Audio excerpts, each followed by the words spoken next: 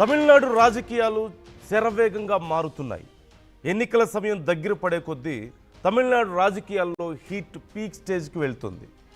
ఇప్పుడు అందరి ముందు ఉన్న ఒక పెద్ద ప్రశ్న, విజయ్ దళపతి విజిల్ సౌండ్ తమిళనాడు మొత్తం వినిపిస్తుందా లేదా, లేకపోతే కొన్ని ప్రాంతాలకే పరిమితం అవుతుందా? 234 స్థానాల్లో గెలిచే సత్తా విజయ్కి ఉందా? అన్ని చోట్ల విజయ్ పేరు వినిపించేలా చేస్తానంటూ మదురై సభలో దళపతి చెప్పారు. ఇప్పటికే పెరంబూర్లో విజయ్ నామినేషన్ కూడా వేశారు. పెరంబూర్, తిరుచి నుంచి విజయ్ పోటీ చేస్తున్నారు. విజయ్ 2 చోట్ల నుంచి పోటీ చేయడం గురించి ఇప్పటికే పెద్ద చర్చ జరుగుతోంది. ఇది కేవలం తమిళనాడులో ఉన్నటువంటి పరిస్థితి మాత్రమే కాదు, విజయ్కు ఉన్నటువంటి పరిస్థితి మాత్రమే కాదు.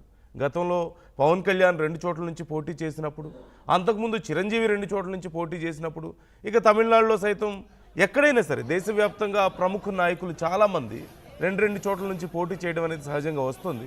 But at the same time common questions rise అవుతూ ఉంటాయి. అంటే ఒక చోట గెలవరన్న కాన్ఫిడెన్స్ ఉందా, లేకపోతే ఇంకే ఏ కారణాలతో చేస్తున్నారు, క్లారిటీ లేకనా, ఇలా రకరకాల ప్రశ్నలు సైతం ఇప్పుడు తలెత్తుతున్నాయి. విజయ్ విషయంలో అదే జరుగుతోంది. ఇప్పుడు పెరంబూరు, తిరుచి నుంచి విజయ్ పోటీ చేస్తున్నారు. ఓటర్లను ఆకట్టుకోవడానికి ఓ పక్క ఇప్పటికే డిఎంకే ప్రభుత్వం, స్టాలిన్ పెద్ద ఎత్తున వరాలు కురిపిస్తున్నారు తమ మేనిఫెస్టోలో. అంతకు మించిన వరాలని ఇప్పుడు విజయ్ తమ మేనిఫెస్టోలో పొందుపరిచారు. ద్రవిడ నేలపై పాతుకుపోయినటువంటి పార్టీలను ఎలాగైనా ఓడించి తీరుతానంటూ విజయ్ చెప్తున్నారు. నిజంగా విజయ్లో అంత దమ్ముందా? విజయ్ పొలిటికల్ ఎంట్రీల రిజల్ట్ కూడా అంతే గ్రాండ్గా ఉండబోతోందా?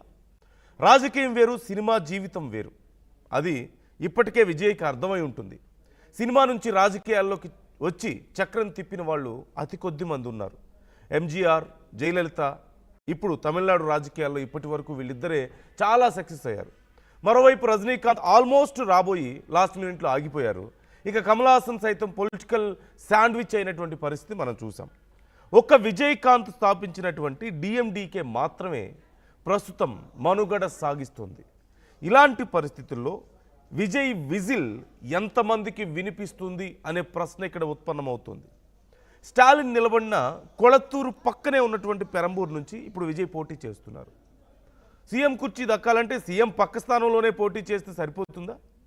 234 స్థానాల్లో విజయ్ హవా చూపించగలుగుతారా? ఒక మదురై, చెన్నైలోని కొన్ని ఏరియాల్లో తప్ప దళపతి సౌండ్ మిగతా చోట్ల పెద్దగా వినిపించడం లేదని కొంతమంది అంటున్నారు.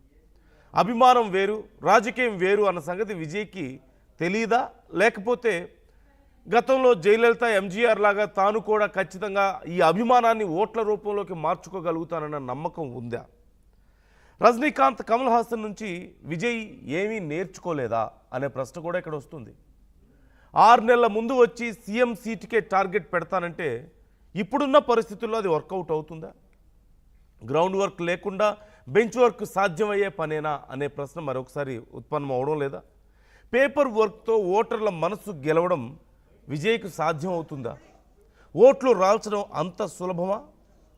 మహామహులు సైతం ఓటర్ల నాడి పట్టలేకపోతుంటే దళపతి ధీమా ఏంటి అనే ప్రశ్న ఖచ్చితంగా ఉత్పన్నం అవుతుంది. ఒక డ్రైవర్ కొడుక్కి సీట్ ఇవ్వడం మంచిదే, బట్ గెలవడం కూడా చాలా ముఖ్యం కదా. సర్వేలు మాత్రం విజయ్కి లాస్ట్ ప్లేస్ ఇస్తున్నటువంటి పరిస్థితి కనపడుతుంది. మరి లాస్ట్ నుంచి ఫస్ట్ ప్లేస్కు వస్తాడా, లేదంటే ఉడత ఊపులే అనిపిస్తాడా? మొత్తానికి టీవీకే ఎన్నికల మేనిఫెస్టో విడుదల ఇప్పుడు పెద్ద సంచలనంగా మారింది. డ్రగ్స్ రహిత తమిళనాడు కోసం ప్రత్యేక విధానాలను సైతం రూపొందిస్తామని చెప్పారు. 20 లక్షల వరకు ఎడ్యుకేషన్ లోన్ ఇస్తామంటున్నారు. ఆర్థిక సమస్యల వల్ల ఏ విద్యార్థి చదువు ఆగిపోకూడదు అనేదే తమ లక్ష్యం అంటూ చెప్తున్నారు. ఇక జాబ్ క్యాలెండర్ మస్ట్గా ఉంటుందంటూ విజయ్ హామీ ఇస్తున్నారు. యువ ఓటర్లను ఆకర్షించేందుకు నిరుద్యోగ భృతి 4,000 చేస్తున్నారు. డిఎంకే 2,000 అంటే మేము 4,000 ఇస్తామని చెప్తున్నారు. లోకల్ టాలెంట్కు ప్రయారిటీ ఇస్తాం, 75% స్థానికులకే ఉద్యోగాలు అనే నినాదాన్ని తీసుకొస్తున్నారు. ప్రైవేటు కంపెనీలకు అనేక సబ్సిడీలు కూడా ప్రకటిస్తున్నారు. ప్రైవేటు కంపెనీలు పెరగాల్సిన అవసరం ఉంది, ఉద్యోగాలు పెరగాల్సిన అవసరం ఉంది. ప్రభుత్వ ఉద్యోగాల మీద మాత్రమే ఆధారపడితే ఇటు ప్రభుత్వం మీద కూడా భారం పెరుగుతుంది అని చెప్తున్నారు. మేనిఫెస్టో బాగున్నా గెలిస్తేనే కదా అసలు అమలు చేసేది. ఇప్పుడు గెలుస్తారా లేదా అనేదే ముందు పెద్ద ప్రశ్న. టీవీకే అభ్యర్థులంతా సామాన్య కుటుంబం నుంచి వచ్చిన వాళ్లే కనిపిస్తున్నారు. పిహెచ్డీలు చేసిన వాళ్ళు, వ్యవసాయం చేస్తున్న వాళ్ళు, డ్రైవర్ కొడుకు, ఇలా ఎంతోమంది సామాన్యులు, కొంతమంది అథ్లెట్స్ కూడా లేకపోలేదు. దోచుకోవడం కాదు పనిచేయడం ముఖ్యం అంటూ విజయ్ చెప్తున్నారు. బాగానే ఉంది, మరి గెలవాలి కదా పని చేయాలంటే. టీవీకే పార్టీలో కేసులు ఉన్న వాళ్ళు ఎవరూ లేరు అంటూ కూడా విజయ్ చెప్తున్నారు.